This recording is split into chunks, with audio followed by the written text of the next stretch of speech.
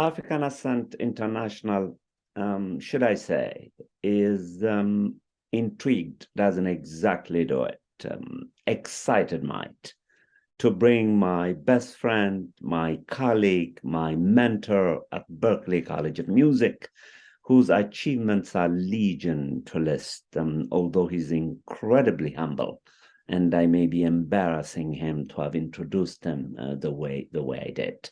He is a pillar of African Ascent International, and very much like Noam Chomsky, who is also becoming part and parcel of the program. These two thinkers do not need formal introductions. All that I need to say is that he has won, I think, 3 Grammy Awards. I will not be shy to describe him as Berklee College top brass, literally that. He is also a powerful voice in the faculty union and has served as its grievance officer for 5 years, if not more. I could say considerably more. He has performed with luminaries instead of listing them and butchering their names. What I thought I would do by way of introducing him is to have that first question be a question that will ask him to present himself. Welcome to African Ascent International, probably for the 10th time.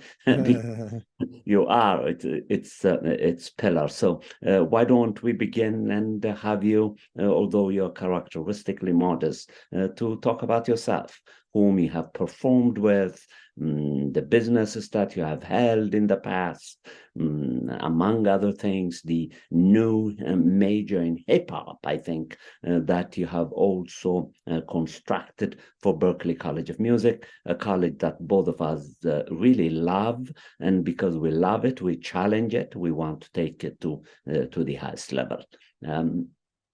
Take it from there, PC. Well, thank you, Teodros, for that very, very kind introduction, and thank you for inviting me again to African Ascent International. I began as a musician, that then transitioned into becoming a record producer and an audio engineer, and then I transitioned into being an academic because, honestly, when you have a degree in African and African American studies, making music is just one aspect of what one does. And since I do have that degree from Brandy University, it eventually led me to a Grammy win for R&B Record of the Year for Aretha Franklin, a Grammy win for Rap Album of the Year for Puff Daddy, and a Grammy win for Gospel Album of the Year for Donnie McClurkin. So 3 different disciplines within Black music, one of them gospel, one of them hip hop, and one of them R&B. It seems like that is a good natural connection for somebody that is a descendant of the African and African American Studies program at Brandeis University. As a musician, I've played with so many incredible people live. I didn't record a lot as a musician because I transitioned over to producing when I was about 27. Between the ages of 21 and 27, I had my own band. We're called Prince Charles and the City Beat Band. And it was a funk group, even though I came up through soul music and then eventually went to jazz music. I debuted as a funk artist. And as a funk artist, I saw the intersection of funk music and hip hop around 1979, 1980, the early 80s, and made a conscious decision to invest in hip hop because I saw that hip hop was taking the mantle from funk music in its representation for young African Americans and young, people of color all over the world. And I'm glad I did that because hip hop has proven itself to be a durable export of American music. Just like rock and roll was a durable export, blues was a durable export. And if any music program does not understand or gravitate towards hip hop as a functioning musical vocabulary, it's not the fault of hip hop, it's the fault of the musical program, because it is one of the latest entries into American folk music. It's something that I believe, even though I might not, love everything that I hear in hip hop, but I don't love everything I hear in jazz. I don't love everything I hear in funk. I don't love everything I hear in soul. I don't love everything I hear in blues.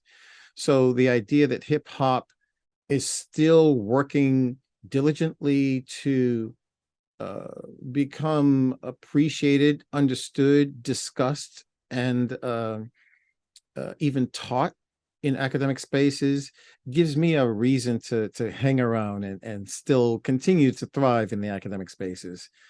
Because as I said, I do think that it does represent the latest of the African diasporic contributions to art, culture, and the pushing of the envelope of art and culture.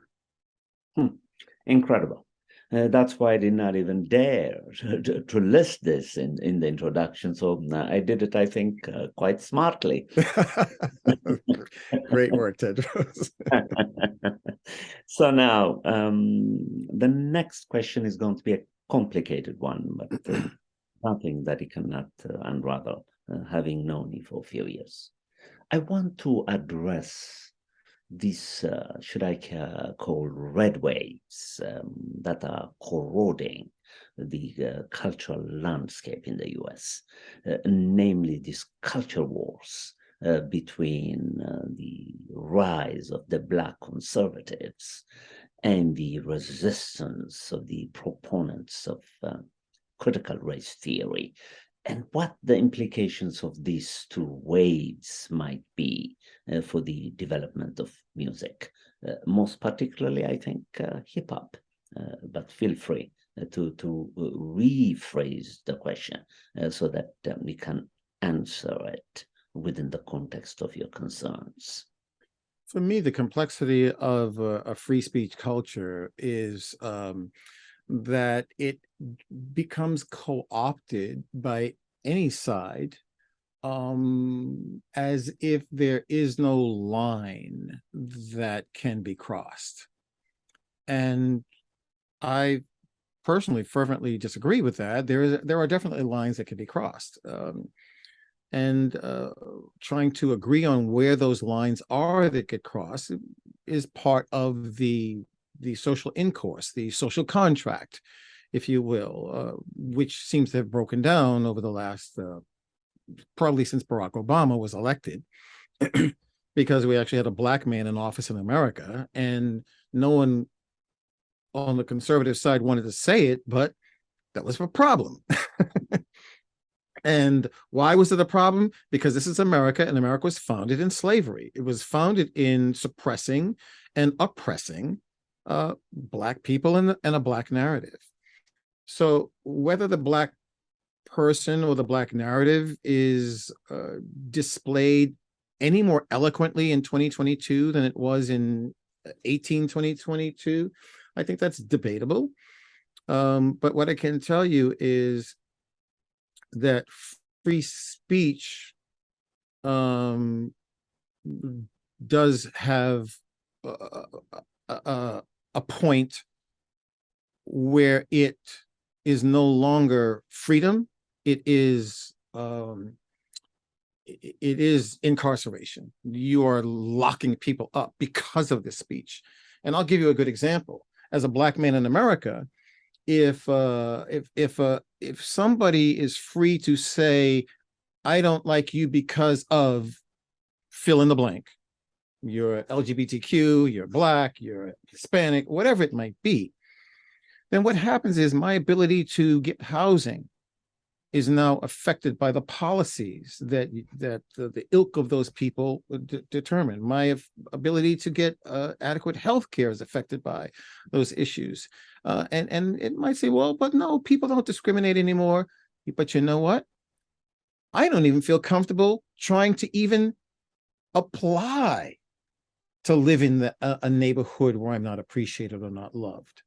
So in many ways, there can even be a self-incarceration because of the different ways that the information is coming at the person that may have been subjugated a long time ago, but those subjugations get more and more covert. They didn't go away, they just got more covert. So how does that affect music? I'm not really sure, because this generation doesn't seem to react or respond to anything in a musical dialogue only, because we have the internet also. So the music used to be an outlet that surpassed the human condition and gave us something to listen to and ways to inform ourselves. That whole idea of music being the primary, or even maybe even one of the more dominant places where we could get new information, I think has been superseded by the internet and by things like TikTok and YouTube and Wikipedia and all the other social devices that are used in our digital age, which in many ways makes sense, because the 21st century is a digital age. We are becoming something that is a reflection of these technologies, just as we became something different in the 20th century as a reflection of those technologies. You had the telephone, you had recording, you had the automobile, you had the plane. Look at us, we fly anywhere we want, anytime. Look at us, we drive back and forth to work. We were not doing that in the 18th century. We were not doing that in the beginning of the 19th century. We became a different social animal in the 20th century because of our technologies. And we're becoming a different social animal in the 21st century because of our technologies. And that should be kind of glaringly clear to most of us. And there are some thinkers that have poured themselves into this, specifically Ray Kurzweil in his book, The Singularity is Near. And I think that that's a book that everyone needs to read. I really enjoyed that nuanced response. So let's then maybe expand the sphere where this battle, as it were, a bad metaphor, too aggressive, but it will serve the purpose, between critical race theory and Black conservatism is raging, let's say, in the wider area of culture. Let's take out of the focused zone of music and apply it to culture. Mm-hmm.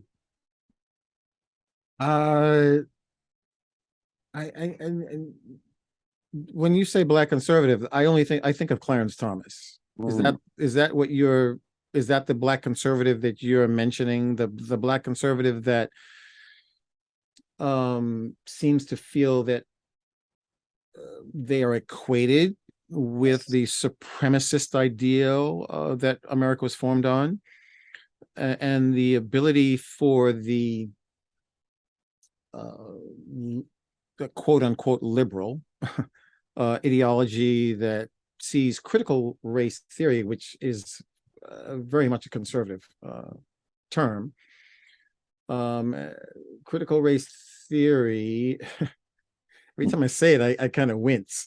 But anyway, the idea that America was formed on the suppression of cultures, the obliteration of cultures, the domination of cultures is a fact.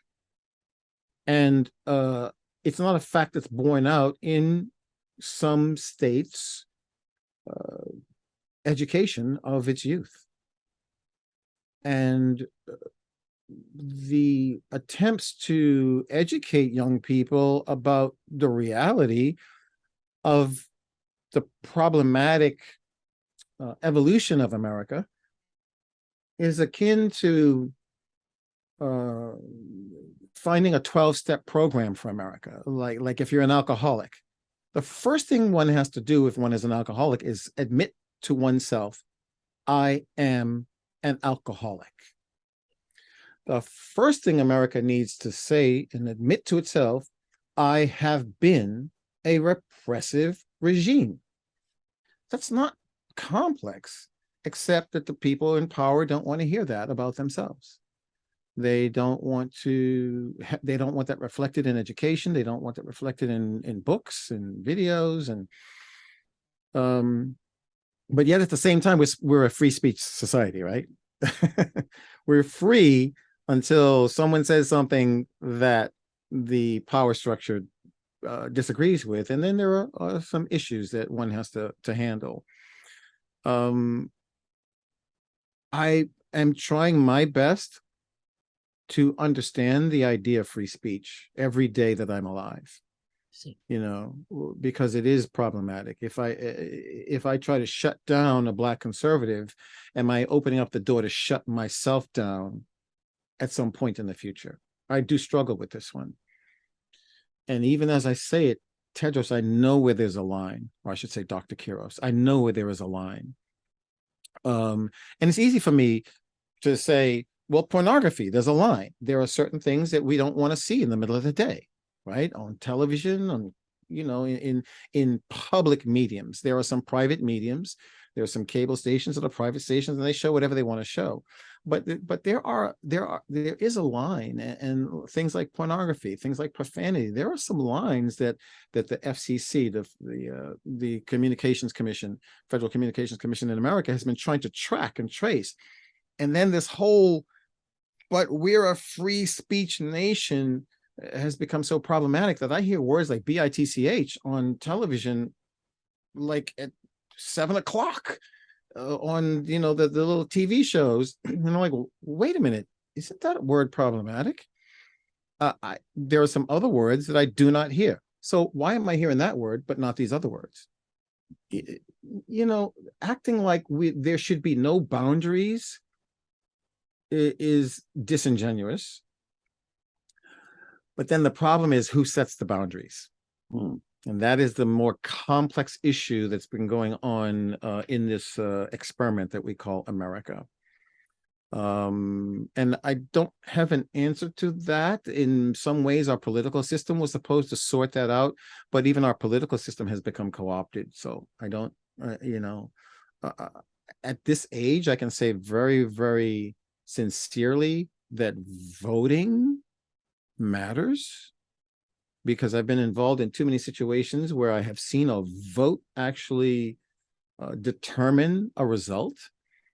And I want to believe that, and I want to believe that my vote matters in my local politics, in my state politics, in my national politics. I do want to believe that, even though there's a lot of messages that I'm getting that make it seem like the votes of all of us are being manipulated, and you know, that we are being that we are not a true reflection of a democratic society. But I still want to believe it. Even though I'm intelligent enough to see the handwriting on the wall, I still want to believe it. Okay, now let me take you to another zone, and just to continue the discourse. Are you familiar with this show called The Glenn Show, which is sponsored by Glenn Lowry from Brown? I've heard of it. Is it? It's not right wing, is it? It's extremely right wing, right? Yes. Yeah. I think I have an idea. Yeah. Mm-hmm. There is a continuous discussion in that program about what Glenn Lowry, who is otherwise quite brilliant, and I and Cornel West appeared in his program, I think about 5 months ago, and we engaged him very critically. He is convinced that there are pathologies, as he calls them, in Black families that need to be attended to, that might not have anything to do with the function of race, that the time has come for Blacks in the US. He uses the term Black, African Americans. He considers himself a man of the West, not terribly proud of his African roots, but that's another matter. And he's taking on Black families to revisit and revise their parenting cultures, their parenting traditions, and heal, if that is the right term, these pathologies that are being produced by Blacks themselves. I wonder what your thoughts are on that theme. That is what I was trying to box in Black conservatism. That was what I was trying to do. That's good. And it's kind of similar to Bill Cosby's telling the young Black kids to pull their pants up. But yet at the same time, Bill Cosby was then called up later on some charges himself. So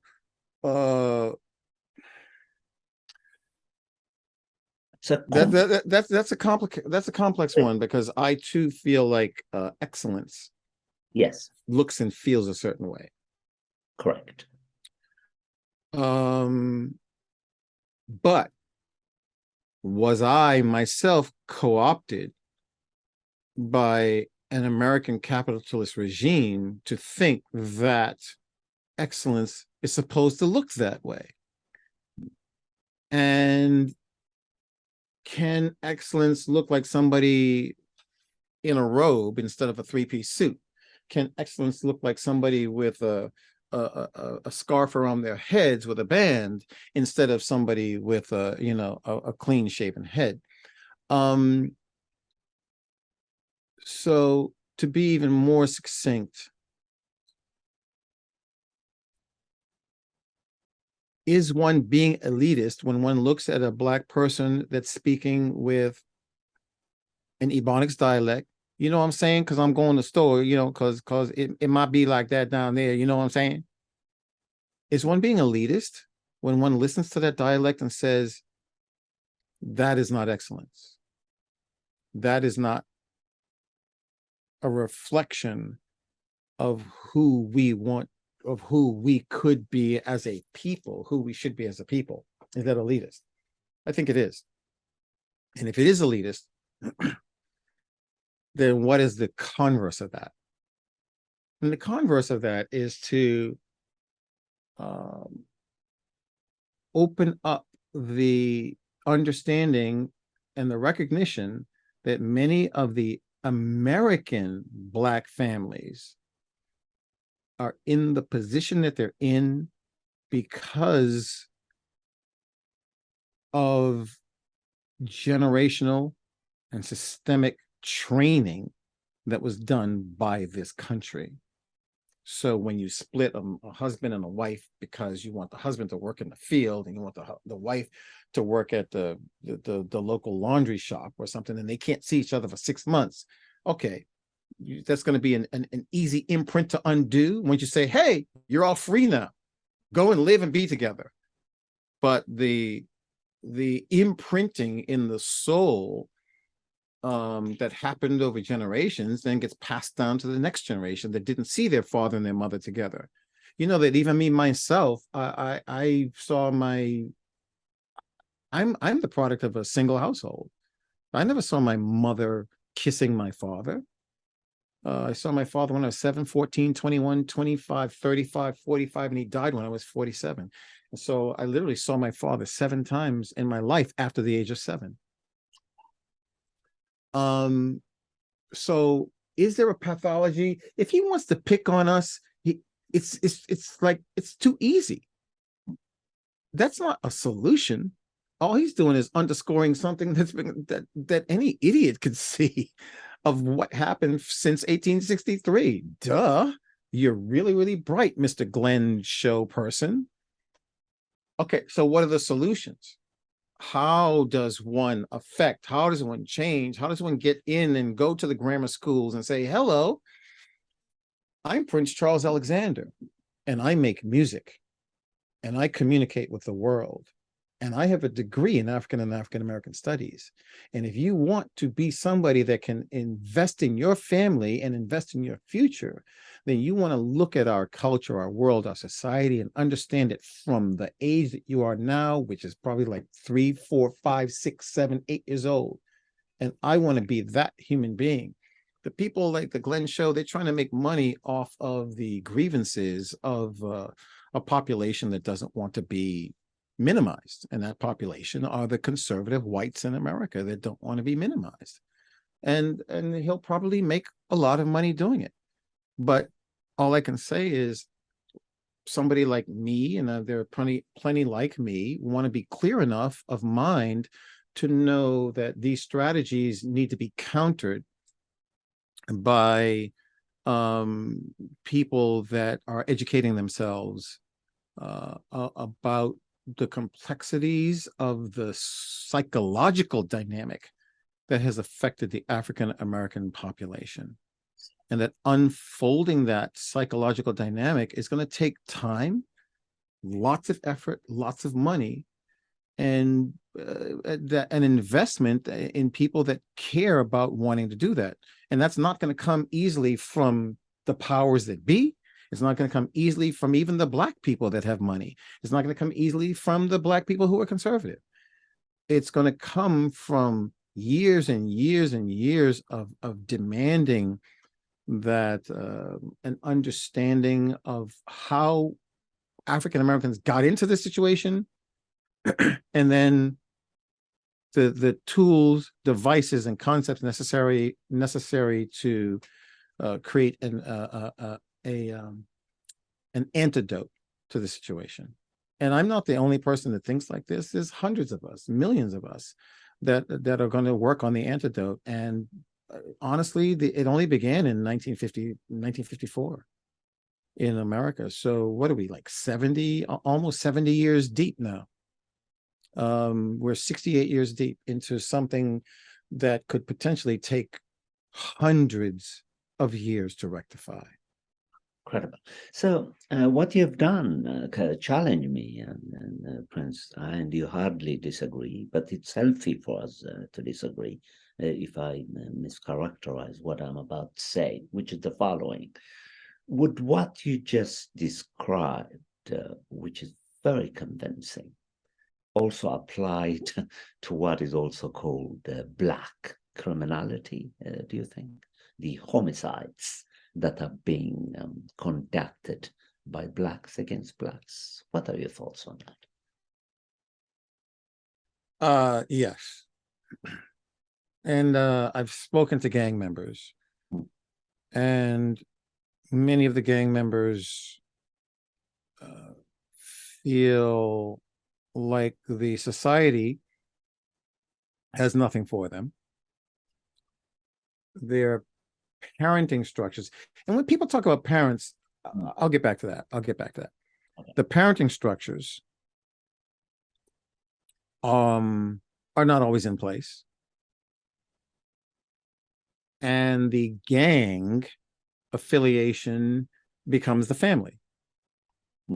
And then the gang, just like, and I'm going to go really out on a limb, I might even make some people mad, the gang, just like the church, just like the political system, any system that tries to organize people, the church tries to organize us, politics tries to organize us, has the potential to become corrupt and to become co-opted.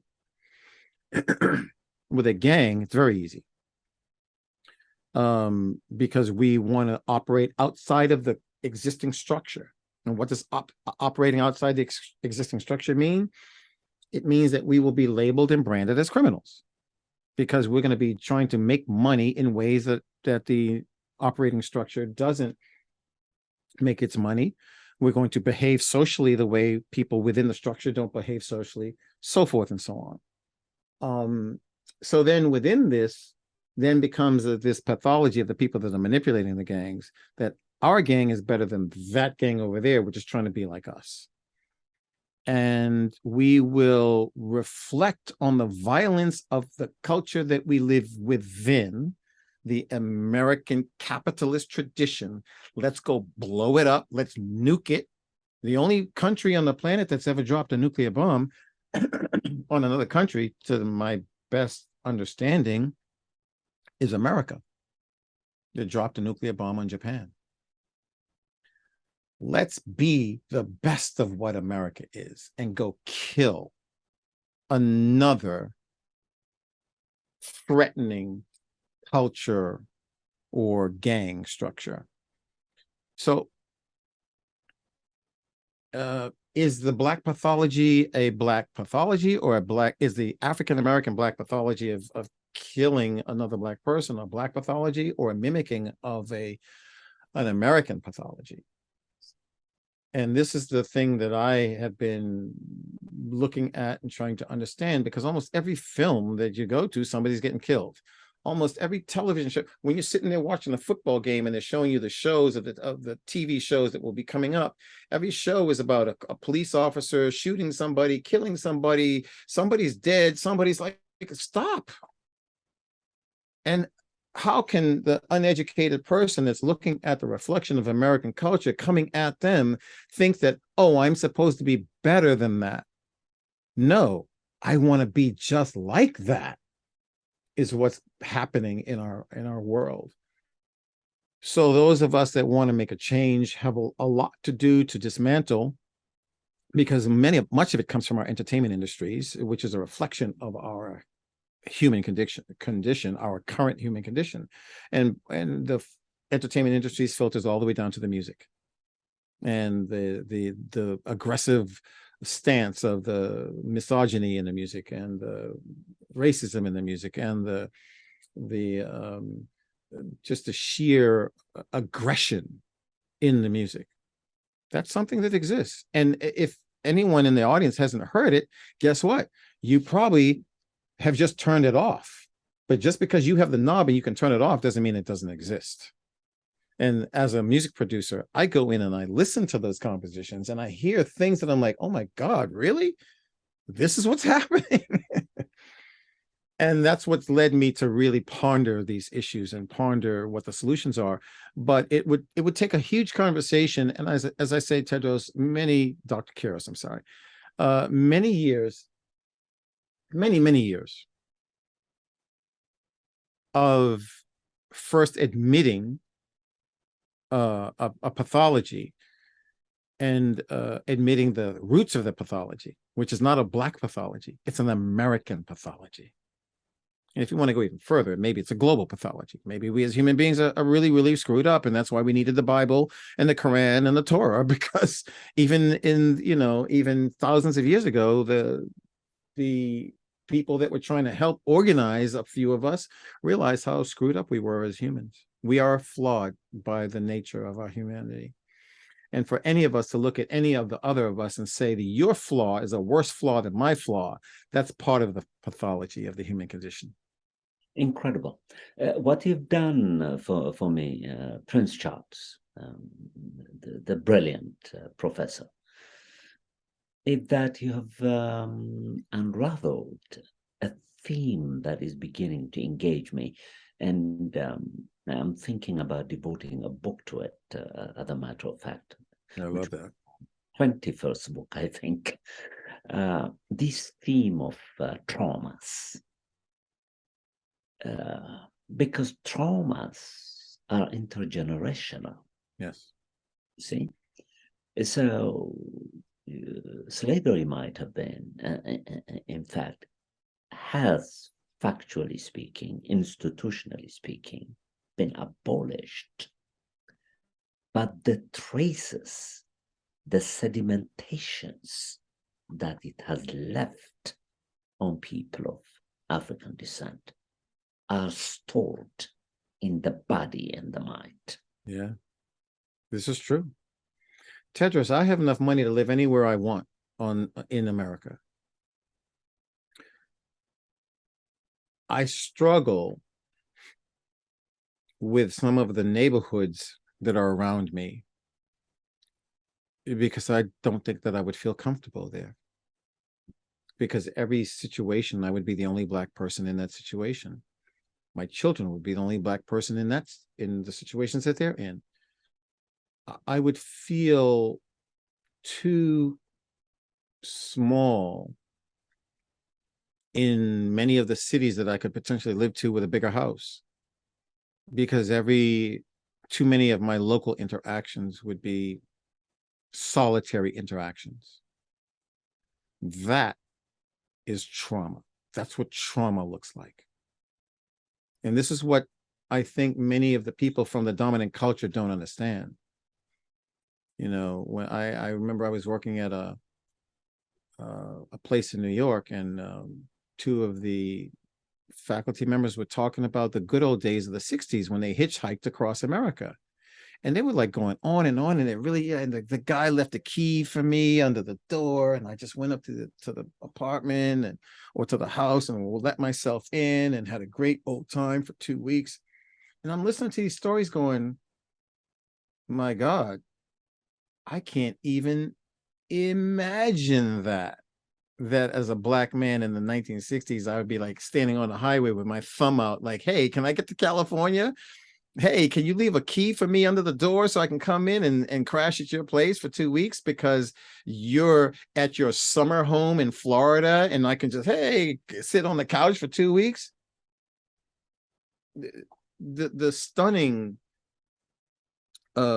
differences between what entitlement looks like and what the trauma of existing as a secondary to that entitlement looks like is amazing. And it takes a lot of work for the entitled person to come to terms with that.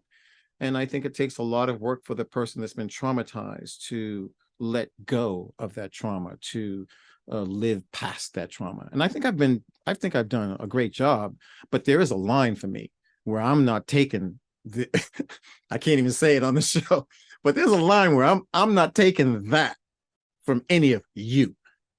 And that is part of what I carry around with me, even though I want to represent myself as a person of this culture that has access to all of the culture. There's a piece of me that's like, yeah, but in order for me to access that, I got to do a different kind of fight than what you would have to do. And there was a show that was on the other day called the RIAA Awards. And one of the executives, the very, very wealthy business persons, got up and told everyone in the audience that 1.5% of the investment in businesses and entrepreneurships in America goes to African Americans and women. 98.5% goes to white males. That's it right there in a nutshell.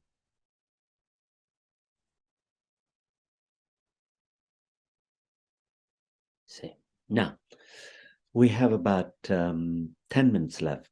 This is a subject that I and you could have stayed on easily for 3 hours. You're trying to get me in trouble too. That's that.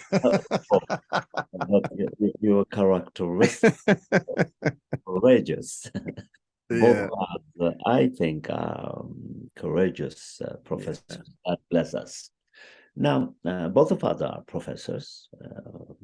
Both of us love Berklee. Both of us have a vision for Berklee and beyond Berklee. Both of us are educators in the classroom. How do we communicate this complex information that you just deciphered so precisely without hurting, provoking our students? Because I know you and I love them dearly, but loving them does not necessarily mean not critiquing them. Right. Loving them, if love would mean anything, is to speak to them boldly, critically, honestly, and of course, always guided by compassion. Mm-hmm. How do we do that? You are described, and quite rightly, at Berklee as compassionate, but also shrewd, very successful. I need not say on TV what you've done. We'll leave it there, the Prince Charles. Well, as I say, the idea that we live in a free speech culture means that even I would need to listen to Fox News and some of the things that I don't agree with just to see where they're coming from. So that leads me to this thought. When I am trying to discuss a difficult topic with students, what I try to do is frame it from a human perspective. Okay, so I'm I'm a person that I came over from, let's say, some historical stuff. I'm a person I came over from England. It's 1769 or the 1669 or whatever. I come over from England and I see a bunch of people that don't have guns and I have guns, and so they don't want to do what I want to do, and I have a better way to do this thing, and they don't want to do it, and we have a fight, and I shoot them and I kill them, and I say, well, it's easy to do that because they don't have guns, and I take over. So maybe that's what my humanity led me to believe, and maybe that's what's going on. So fast forward to 2022. Almost any perspective that I could broach, I try to first think about, before I open up my mouth, I try to first think about both sides of that coin, the aggressor and the aggressed. I try to think about the humanity for each of those perspectives. I try to think about the teachable moments for each one of those perspectives, and any other parameters that I can to help inform me, as if I were a debater, and that I could debate. Okay, now you have to debate the plus side. Okay, now debate the negative side. And I'm trying to wean myself all the way to this point where, as soon as I open up my mouth, if I see that you're thinking that I'm going too far this way, I will then pull the argument this way and speak eloquently about that side of the argument. And then as soon as you feel like I'm going too far that way, I come back. And by the time I finish, I've given you both perspectives to the point where you're not even sure which of the one I believe in, because I've given you the humanity of how each one of the perspectives unfolded. And then from there, we can have a discussion about the veracity, the efficiency of either one of the perspectives. And hopefully it's successful. It's been working for me for 17 years. But there's always a change of students and a change of the way that they perceive information. And one, I think, might need to tread a little bit more carefully in 2022 than one needed to tread in 2012. And that doesn't bother me so much, because I think the unraveling of the duality of point of view is really just a reflection of the fragile human condition and the insecurity of the dominant culture and the courage of the dominated culture, and how the two interact. And that dominated and dominating is not really even just a race thing. It happens all throughout man, woman, his dark skin, light skin. Look at Haiti and the Dominican Republic. It's the same piece of land, but one side of it is darker people and the other side is lighter people because of French and Hispanic colonialism. And there is some issue that the two of them have with each other, which makes no sense. But I'm sure you do know about the genocides that are being committed in the nation from which I come, namely Ethiopia, had functioned at the source of Black pride, African pride, the birthplace of humanity. And in 2022, it is people who come from the same race, whatever the term race means, who up to date have killed 1 million human beings who look like them. And of course, the global attention of the world is on Ukraine and Ethiopia has not been attended to. 1 million Ethiopians who call themselves Tigrayans, I happen to be one of them, I'm from North Ethiopia, have died. The highest number of human beings who have died relative to their population. And for what, Tedros? Religion? Never. Is it religion Uh, or land? Because those seem to be the two that people yes. create genocide, either religion or land. Land and also on the Tigrayan part, the refusal to be told that they cannot govern themselves as part of Ethiopia.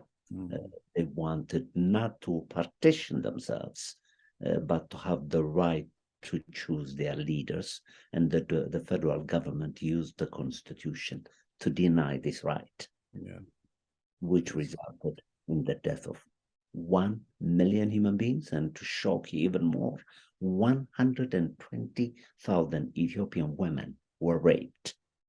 And some of these rapings included rapists putting blades in their uteruses so that they would not bear Tigrayan children.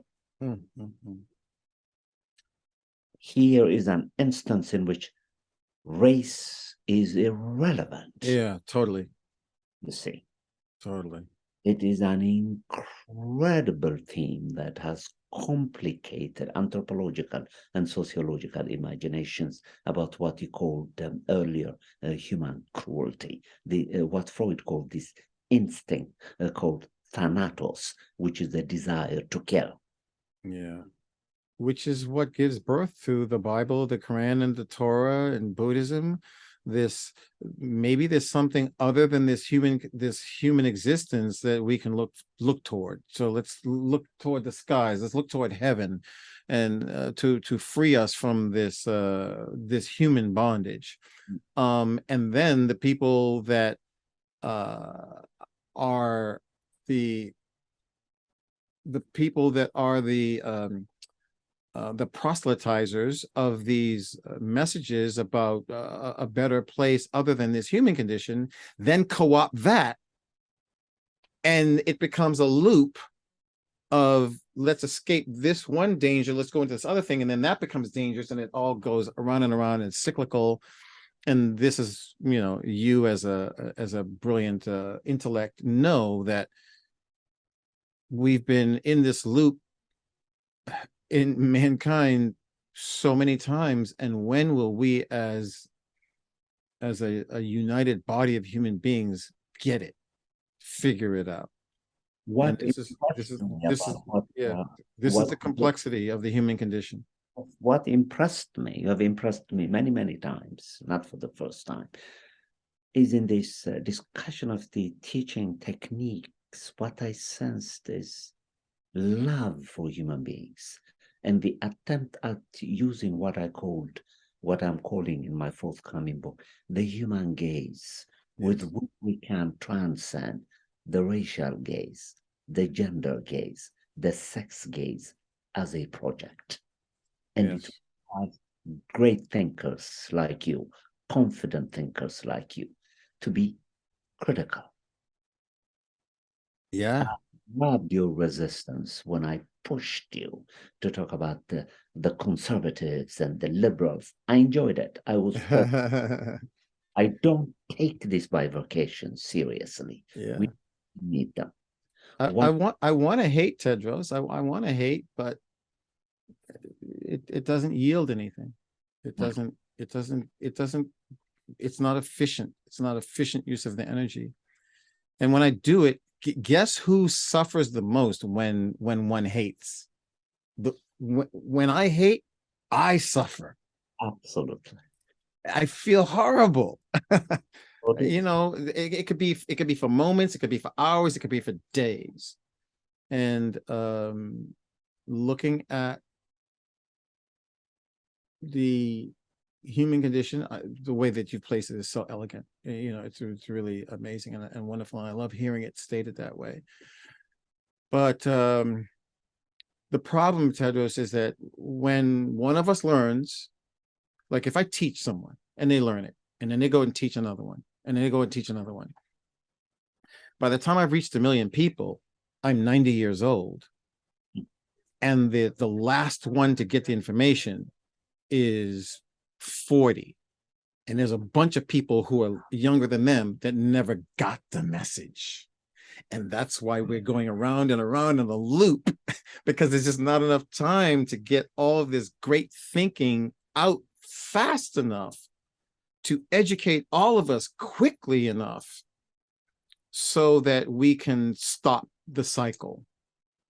And maybe we're at the beginning of that with social media in its early stage of being very, very messy. There could be potentially a time when it gets a little bit cleaner and people want to do it, because if people don't want to do it, the other option is that somebody will make them do it. And that's a problem. Incredible. You made my Friday for the first time. I can't tell you how happy I am with this discourse, because it's from the heart. And I'm truly honored to have been your friend at Berklee for the past 12 years. May the transcendent bless our friendship so that we can make minor contributions to the germination of the human gaze. That would be wonderful, from your voice to the transcendence ears. Thank you so much. Thanks for coming to Ascent International. And if you have time, what I would like us to do, I know you're very busy, is to develop a series so that we can you can come every now and then with these kinds of themes and do education in Ascent International. Sounds great, Teodros. Anything, I really appreciate it. I love the show. And I hope the audience takes it in the spirit that we are meaning it to be conveyed to them. Thank you. Thank you so much. Thanks for coming.